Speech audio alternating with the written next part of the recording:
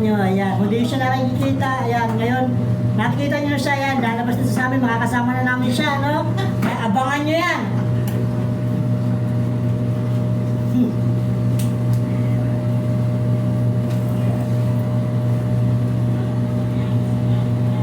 Ayan po si Zero.